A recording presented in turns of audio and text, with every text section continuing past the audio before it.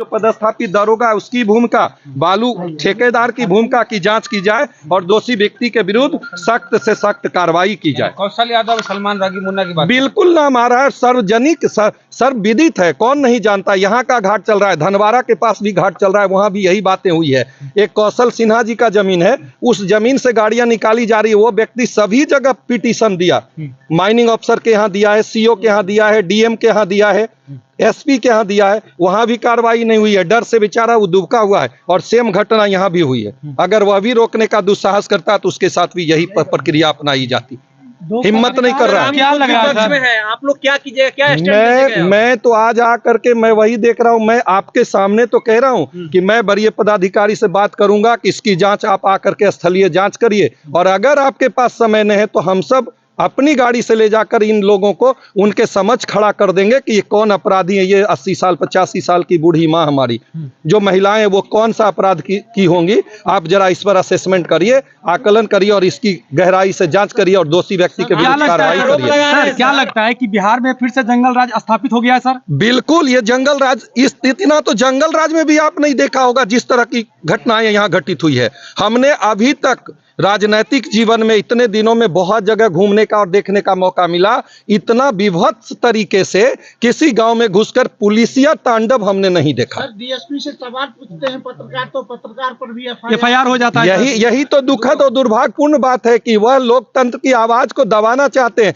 जो कतई संबंध है। डीएसपी साहब की भूल है, वो अगर चाहते हैं तो पत्रकार भी इतने कमजोर नहीं है और न्याय में इतनी ताकत है कि आप सच्चाई को दिखाया है। मुझे पता है, इन बातों की जानकारी भी है कि जहां गहरे किए गए थे, जहां 10 मीटर तक गहरा किया गया, जबकि सर्कुलर के अनुसार जहां तक मुझे जानकारी है कि 2 मीटर बालू उठाव का प्रावधान है, 10 मीटर बालू का उठाव किया गया था, जिसका लोगों ने, ग्रामीणों ने वहां पे ये बातों को कहा कि मेरा इससे वाटर का लेयर चला जाएगा और मेरे पैन में पानी नहीं आ पाएंगे, वहां कब्रिस्तान है, वहां शमशान है, तो वहां पे फिर कटाव हो जाएगा, जिसके कारण ग्रामीणों ने जाकर के वो कहने का कोशिश किया और पुलिस वाले खड़े होकर, डीएसपी स्वयं वहां पे खड़ा थे जैसा अभी ग्रामीणों ने बताया, और वहां जेसीबी से उस गड्ढे को भरा जा रहा था जब आप लोगों ने पिक दिखाया तो।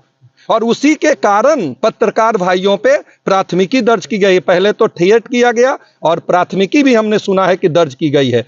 तो सत्यता में इतनी दम होती है। मैं तो आप सबसे भी कहूंगा कि कभी झुकना नहीं मत मेरे भाई, आप लोकतंत्र के चौथे स्तंभ हो और आप लोग झुकने वाले भी नहीं हो, मुझे पता है। लेकिन अभिव्यक्ति की आजादी, जिन्होंने यह दुस्साहस किया है उन्हें उसका जवाब हर हालत में इसकी गहराई से जांच करा करके दिलाना है। भाजपा की बिल्कुल, मैं आज अभी बात करूंगा अपने पार्टी मुख्यालय में और हमारे प्रतिपक्ष के नेता हैं उनसे कि यहाँ टीम आए और यहाँ हम लोगों की टीम, हम लोग तो आकर के वही काम कर रहे हैं, बट हमारी कोशिश होगी कि हम अपने प्रदेश के नेताओं को इन तमाम चीजों की जानकारी दें और यहाँ संघर्ष के लिए हम लोग तैयार बैठे हैं। हम अपने ग्रामीणों के साथ हैं। जाति का गांव है, बैकवर्ड का गांव है ये सर। गांव मेरा कहते हैं ना, पिछड़ों की सरकार है जी, बहुजनों की सरकार है जी, अब पिछड़े पुलिस की गुंडागर्दी का शिकार हो रहा है। मैं एक बात कहता हूं, सरकार सबकी होती है। यहाँ सरकार है, नीतीश बाबू से मेरा सवाल है कि आप कहते हैं सुशासन की सरकार है,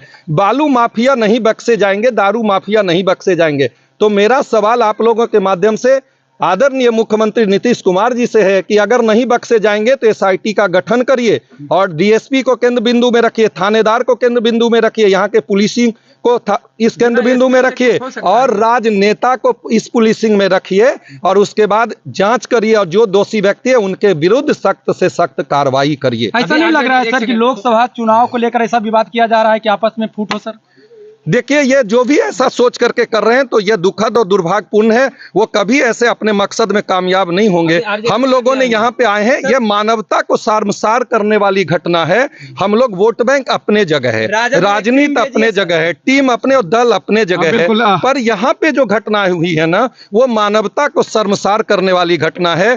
इसमें backward, forward, SC ST, minority, मैं इन तमाम चीजों से हम कहेंगे कि सभी लोग को परे उठकर और इस मामले में सभी लोगों को आवाज बुलंद करनी चाहिए। राष्ट्रीय जनता दल सर, एक मिनट, राष्ट्रीय जनता दल 5 सदस्यीय टीम भेजे है। क्या आगे सुने, हमको आगे बढ़ा दिए। राजद की टीम आई है पटना से, जिसमें 2 विधायक हैं, उदय नारायण चौधरी पूर्व स्पीकर हैं, सब गांव में घूमे लेकिन घाट पर नहीं गए जहां से मामला शुरू हुआ। आप जाएंगे घाट? हाँ बिल्कुल जाएंगे। मैं यहाँ देखने के बाद वहीं जाऊंगा और मैं अपने ग्रामीणों से उस एफआईआर की प्रति भी लूंगा और तब मैं और असेसमेंट और बेहतर कर सकूंगा।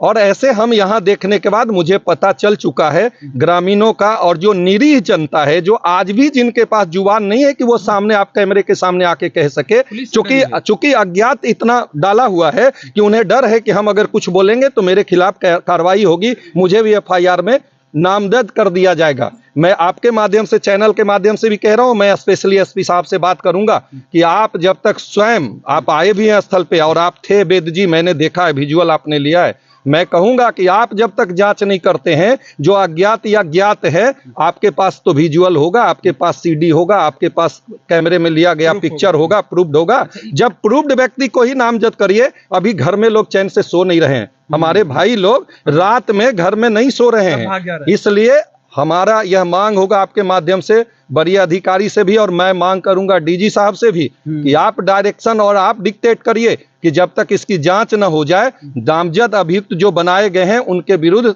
तत्काल कार्रवाई स्थगित रखा जाए और दोषी व्यक्तियों के विरुद्ध आप कार्रवाई करिए, लेकिन इस तरह से गुंडा स्टाइल में कार्रवाई मत करिए। उसके लिए जो नॉर्म्स है उस नॉर्म्स के हिसाब से कार्रवाई। अच्छा, सर आरजेडी के लोगों से कहा जा रहा है कि सर बीजेपी के लोगों के द्वारा ये कांड किया गया है। सर देखिए, मैं एक लाइन में कहता हूं, रोका किसने? सरकार आपकी है। अगर बीजेपी के लोगों के द्वारा किया गया तो आप उसे अरेस्ट करिए, कानून के शिकंजे में कसिए। हम सभी लोग, बीजेपी हो, आरजेडी हो, एलजेपी, जिन्हें अपना दामन बचाना है वो इस तरह की बात करेंगे। मैं उसमें से हूं कि मैं दोषी कोई भी व्यक्ति हो, गुनाहगार कितना भी बड़ा व्यक्ति हो, अगर हिम्मत है, अगर दम है सरकार में, तो उसके विरुद्ध सख्त से सख्त कार्रवाई करिए, अविलंब उसके विरुद्ध कार्रवाई करिए। क्या लगता है बालू माफिया वाला पैसा वहां पर सरकार तक पहुंचती है क्या? देखिए, इन मामलों में मैं वही तो कह रहा हूं कि इतना तो क्लियर है ना कि नवादा में कौन बालू माफिया है, किसी से छुपा हुआ नहीं। मैं तो साफ कह रहा हूं कि अभी जो बालू में लोग हैं वो आप भी जानते हैं, मैं भी जानता हूं। मैंने तो साफ कह रहा हूं कि यहाँ की घटना में कौन लोग हैं, वो ग्रामीणों ने बोला।